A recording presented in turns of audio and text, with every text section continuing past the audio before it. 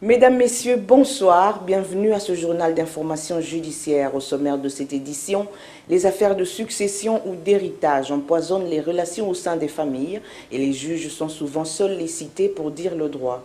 Le testament joue aussi un rôle important pour la succession, mais comment le rédiger et combien y ont déjà pensé? Dossier complet à suivre dans ce journal. Le journal qui a commencé une série d'enquêtes sur les maux qui gangrènent la justice congolaise. Vous avez suivi les avis de différents acteurs. Aujourd'hui, parole à la société civile qui, elle aussi, n'est pas tendre envers le secteur de la justice.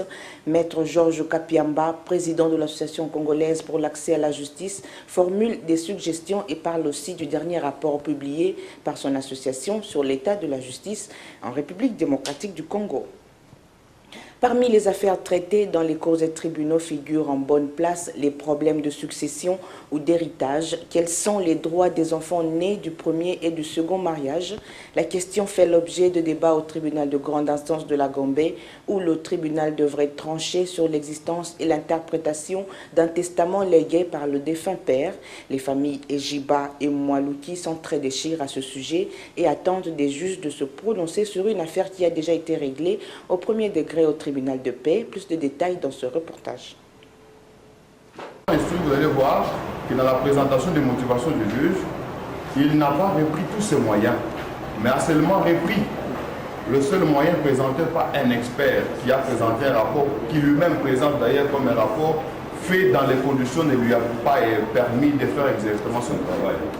Il était question autour des enfants qu'il ait eu le choix du liquidateur. Et tout naturellement, ce choix portera sur notre cliente, Madame Justine, en tant qu'aînée de la famille. La chambre 3 du tribunal de grande instance de la Gombe doit trancher sur le droit de succession des enfants issus de différents lits. Les avocats de la partie civile, c'est-à-dire ceux du premier lit, ont saisi le tribunal pour faux en écriture et usage de faux portant sur le testament et l'acte de cession d'un immeuble qu'aurait légué leur défunt père aux enfants du second lit. La partie civile réclame la destruction de ce document ainsi que de dommages et intérêts pour le préjudice subi. Il s'agit essentiellement d'un testament qui a été intitulé Dernière volonté, mais également d'un acte de cession. Et par acte de cession, vous voulez bien comprendre que pour lui, son père lui aurait cédé cette parcelle-là de manière exclusive. Et donc, ce sont des choses qui bouleversent finalement la cohésion. La partie prévenue de son côté sollicite du tribunal de mesures en sa faveur, notamment la prise en compte de ce testament qui leur donne le droit de jouir de biens légués par leur défunt père au même titre que les enfants du premier lit. Nous sommes astreints au secret d'instruction. Nous attendons du tribunal que la justice soit clairement faite et que tous nos moyens négligés et rejetés par le premier juge soient pris en compte cette fois-ci afin que les droits de notre client soient rétablis. L'affaire encore en instruction a été renvoyée pour 2 semaines. De nombreuses familles sont souvent disloquées à la suite de ces problèmes de succession ou d'héritage et les enfants nés hors mariage payent souvent un lourd tribut. Alors que dit la loi à ce sujet? Réponse avec le juge Martin Tchalou du tribunal de grande instance de Kinshasa-Matete. Il est interrogé par Dora Mazol et Gianni Mweme. La loi congolaise consacre l'amour, les systèmes monogamiques. Mais il se fait qu'une personne peut avoir une femme avec laquelle elle a contracté un mariage régulièrement et en plus de cela, elle a une concubine avec laquelle elle a eu des enfants. Qu'est-ce qu'il faut faire en pareille situation? Si cette personne-là venait à décider, et donc les enfants de la première catégorie, parce que l'ancienne loi, c'est une loi qui avait institué une certaine discrimination au niveau des enfants. Parce que l'ancienne loi avait fait en sorte que les enfants qui sont nés en dehors du mariage ne pouvaient pas bénéficier de la succession de son papa. La nouvelle loi a fait en sorte que les enfants qui sont nés hors mariage, c'est-à-dire du second lit, peuvent bénéficier de la succession de leur papa dès lors qu'ils ont été affiliés du vivant de leur papa. Quand le papa vient de décéder et qu'il a prédisposé de ses biens dans un testament, là il n'y a pas de problème. Dans le second cas, si le testament n'a pas été prévu et que le décoyus, la personne venait à décéder brusquement sans avoir sans avoir préparé le testament, en ce moment-là, c'est ce que nous appelons en droit, comment dirais-je, une situation ab intesta. Donc on doit désigner le liquidateur qui sera désigné parmi les héritiers de la première catégorie, qui sera liquidateur pour disposer de biens de la succession par rapport comment dirais-je, en respectant les droits de tout un chacun. Parmi les causes des problèmes de succession et d'héritage, il y a l'interprétation du testament, ce document qui est un acte juridique par lequel une personne déclare ses dernières volontés et dispose de ses biens pour le temps qui suivra sa mort. Dans les rues de Kinshasa, les avis sont partagés. Certains ne sont pas motivés et pressés car selon eux, il faut disposer des biens légués.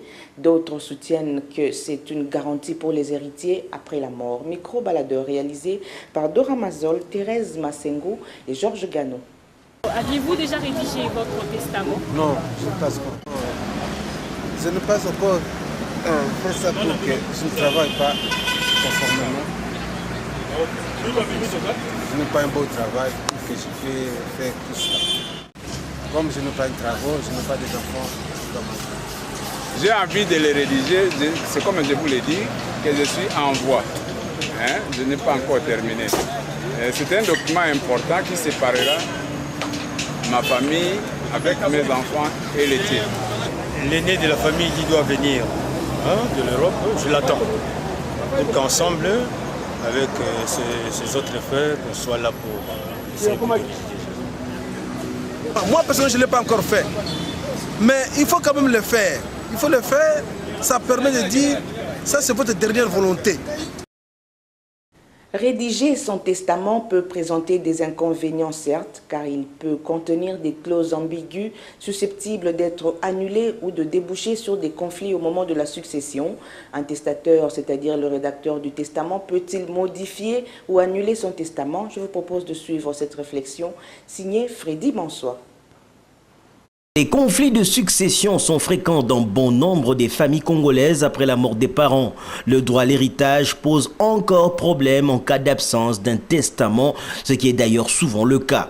Les familles se déchirent, beaucoup s'entretuent, même par des moyens mystiques. L'essentiel est de s'accaparer des biens meubles et immeubles laissés par les parents décédés. La famille en lambeaux se retrouve devant les tribunaux de manière successive pour des affaires dont le jugement peut durer toute une vie. C'est ce qu'on appelle des problèmes de succession entre les héritiers.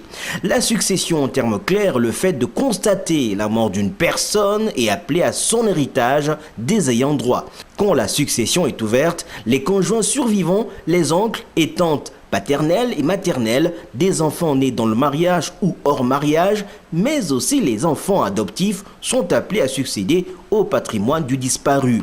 Cela va jusqu'aux alliés, c'est-à-dire des frères et belles-sœurs et cousins de la personne décédée.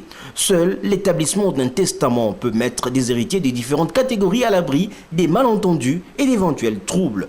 Le testament est la garantie d'une succession paisible. L'écrire à la main serait mieux, d'ailleurs, pour authentifier votre écriture. Alors, avez-vous déjà rédigé votre testament? Sinon, prenez un stylo et mettez-vous au travail. Un peu de courage, cela ne veut pas dire que vous mourrez demain, rassurez-vous. Tout à fait autre chose à présent, la non-exécution par l'Ecobank du virement bancaire d'un montant de plus de 200 000 € de Christian Orchot pour le compte de Bakarani. Cette affaire qui dure depuis près d'une année n'arrive pas encore à trouver une issue. Ecobank s'est expliqué, mais Christian Orchot exige le remboursement de son argent car le contrat signé avec la banque n'a pas été exécuté. Détail avec Dora Mazol et Georges Gano. Monsieur Bakarani vient. Il plaide et il dit « Je ne reconnais pas avoir reçu cet argent ». Et c'est lui maintenant qui va attirer l'attention de notre client sur l'ordre de virement. Il dit regardez bien l'ordre de virement. Vous verrez que le numéro du compte qui est là, ce n'est pas mon compte. Mon nom a été piffé. Bakara Nidje donné, ça a été piffé. Ce n'est pas moi qui ai reçu cet argent. Votre Auguste Écourt devait ordonner l'assistance en vertu du tribunal qui est décidé à l'époque. Bon, on va vous dire quelle vérité on a. La vérité est que les 5 dollars n'est pas 5,5. C'est l'effort intellectuel. On ne vous demande pas d'échouer sur le Sénat, mais constater qu'il y a une citation directe contre le Sénat. Tout est parti d'un ordre de paiement nominatif reprenant le nom et le numéro de compte personnel de son ami Barkarani, écrit par M. Christian Orchot pour un montant de 233 933,70 €. Nous avons démontré devant les juges que notre client, M. Christian Van Orchot, avait émis un ordre de virement en faveur de M. Bakara Nidje Donné. Et cet ordre de virement a été falsifié sciemment par Madame Carole Moulumba, agent de Ecobank. Une attitude qualifiée de tentative d'escroquerie pour faux et usage de faux par la partie Ecobank qui par la suite sollicite la surséance et saisit le juge pénal. Parce que la BIFU rend invalide, donc l'argent ne pouvait plus sortir sur base d'un document biffé. Donc si l'argent est sorti sur base d'un document biffé, c'est de la fraude. Et la fraude corrompt tout. Donc l'argent est censé en principe se trouver dans son compte. Et là, notre client a le droit de réclamer à la banque la restitution de son argent tout simplement. Après les plaidoiries, l'organe de la loi a donné son avis sur le bon. En fait, le premier juge a rendu une décision au civil au premier degré. Maintenant, au niveau d'appel, on vient produire une citation directe parce que cette exception était introduite dès le premier juge. Nous pensons, quant à nous, que le juge du premier degré a rendu bel et bien son droit. Et il est correct avec nous. Cette décision-là, cette décision qui viendra de l'affaire pénale, je ne pense pas qu'il ait une influence réelle sur ça. Et du reste, si vous voyez un procès verbal versé dans le dossier qui émane du PGR, c'est un inspecteur du PGR. Mais depuis longtemps, où est-ce qu'ils étaient? Il fallait attendre que le juge civil rende la décision et qu'on vienne encore circuler devant au degré d'appel. Reste à la Cour, à travers son arrêt, de départager ces deux parties. Signalons par ailleurs que malgré le micro tendu par nos reporters, la partie Ecobank n'a pas voulu s'exprimer à cet effet. Toujours à la Cour d'appel de la Gombe, la non-exécution d'un transfert de fonds de l'ordre de 86 000 $ américains par l'agence KPM pour le compte de Molengo Sakombi est à la base d'un procès qui oppose les deux parties. Le point dans ce reportage. La difficulté dans cette affaire, c'est l'existence au sein de l'agence KPM de deux entreprises, KPM Finance et KPM Cargo, ayant chacun un statut et un registre de commerce distinct. Pour la petite histoire, fin 2011, M. Molengo Sakombi effectue un transfert de l'ordre de 86 000 $ américains par le biais de KPM Finance. Malheureusement, ce dernier n'a pas exécuté le transfert. Déçu, Molengo Sakombi saisit la justice pour réparation. En janvier 2012, il obtient une ordonnance de saisie conservatoire et de saisie arrêt qui concerne les finances de KPM. Après l'obtention de cette ordonnance, le requérant Molengo saisit un juge civil pour confirmer les deux saisies. Ce qui est considéré comme une entorse à la loi par la partie demanderesse qui va en appel pour incompétence du premier juge et confirmer que KPM Cargo n'est pas concerné dans cette affaire. Nous sommes en opposition devant la Cour d'appel de Kinshasa-Gombe. Il a été question de démontrer à la Cour que la position qui a été adoptée par le premier juge de grande instance en faveur de M. Molengo Sakombi ne rencontre ni le droit ni le bon sens. Au regard du droit, nous avons démontré à la Cour que la loi qui régit les tribunaux de commerce n'est pas applicable devant le juge civil qui est celui des grandes instances. Et ce juge-là est allé au-delà de son pouvoir pour faire appliquer la loi commerciale devant son tribunal. Le jugement que vous avez ici présentement signifie à l'appellant en date du 10 juillet est un jugement contradictoire. comptez les 30 jours. Le 30e jour, c'est le oui. Ils ont fait appel le 10. Raison pour laquelle votre cour a déclaré l'appel irrecevable. Et contre cet arrêt, ils ont fait opposition. Si l'appel, le délai est déjà fort et qu'ils ont fait un appel tardif, on va encore discuter de quoi? N'étant pas présent le jour de la plaidoirie et surtout que la procédure en justice doit être contradictoire, la partie CAPEM va en opposition et obtient la suspension de l'exécution judiciaire.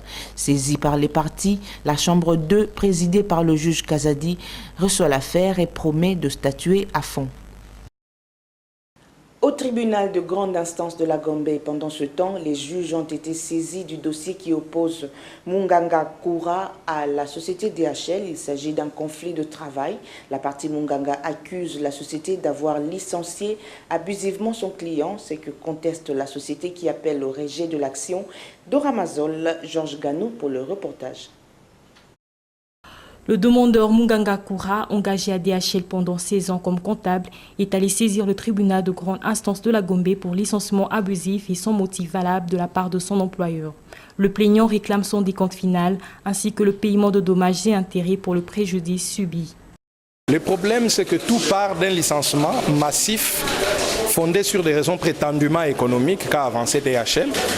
Et évidemment, les licenciements pour des raisons économiques, lorsqu'il est massif, on doit recourir à l'article 78 du Code du travail. Et l'article 78 a prévu des conditions à suivre pour pouvoir l'opérer. Or, en l'espèce, DHL n'a respecté aucune de ces conditions. La partie défenderesse appelle purement et simplement le tribunal à déclarer non fondée cette action, car, soutient son conseil, le licenciement de Munganga s'inscrivait dans le cadre de la politique d'assainissement de la société. Que le tribunal puisse dire les droits en considérant que les moyens développés par M. Munganga sont erronés, parce que nous considérons que l'interprétation faite de l'article 78 du Code du travail est erronée. Après les plaidoiries où chacune de parties a tenté de convaincre la juridiction du bien fondé de sa position, au moyen d'arguments de fait et de droit, le dossier a été confié au ministère public pour donner son avis par écrit. Un autre conflit en matière de travail amène Massivi à traîner les établissements Zeka en justice. Raison de la plainte, licenciement qualifié d'abusif et sans motif valable. La partie Zeka se défend et affirme qu'il ne s'agit pas d'un litige de travail, mais plutôt d'un contrat de partenariat. Alors, y a-t-il une différence entre un contrat de partenariat et un contrat de travail? Tentative de réponse dans ce reportage de Dora Mazol et Georges Ganon. C'est depuis 2008 que Massivi est engagé aux établissements Zeka en qualité d'ingénieur chef de chantier. 3 ans plus tard, il a été, selon lui, licencié sans motif valable, ce qu'il conteste devant le tribunal de grande instance de la Gombe. Il réclame le paiement de ses arriérés de salaire, le remboursement des frais d'hospitalisation pendant le contrat, ainsi que le paiement de son décompte final. Donc, les établissements ne lui ont pas fait signer ce contrat type. Nous retombons dans l'hypothèse du contrat de travail. Le contrat de travail peut être verbal ou écrit. Comme le dit la loi, l'article 7, le point C du Code du travail. Dans les cas d'espèce, la partie défenderesse qui est les établissements Zeka disent non. Monsieur Massivi n'avait pas été engagé aux établissements Zeka. Ils ont brandi la décharge dans laquelle il avait signé qu'il était sous-traitant. On dit non. Ça, c'est se rebiffer, c'est caché derrière cette décharge. Monsieur Massivi avait bel et bien travaillé aux établissements Zeka en tant que travailleur, en tant qu'ouvrier, au même titre que les autres agents. Les établissements Zeka se défendent que Massivi n'était pas lié à un contrat de travail, mais plutôt à un contrat de partenariat. Pour la partie Zeka, il n'est pas question d'un litige de travail. Monsieur le Président, de toutes les pièces que M. Massivi a communiquées aux établissements Zeka, il n'y a eu aucune preuve, même pas un commencement de preuve, qui atteste que M. Massivi était lié aux établissements ZECA par un contrat de travail. Monsieur le Président, lorsqu'un demandeur vient devant un tribunal, il doit d'abord démontrer pourquoi il vient devant un tribunal. Et nous sommes devant un tribunal du travail. Le tribunal du travail, Monsieur le Président, ne tranche les litiges qui ne sont ici que de l'exécution d'un contrat de travail ou de la rupture d'un contrat de travail. En attendant, l'affaire a été communiquée au ministère public pour son avis écrit.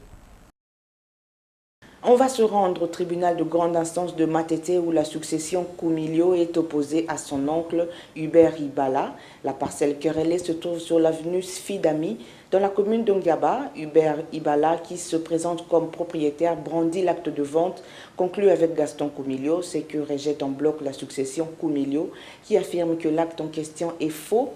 Thérèse Massengo, Gianni Mouemé nous en disent plus. Je n'ai vu aucun document attestant toutes ces allégations.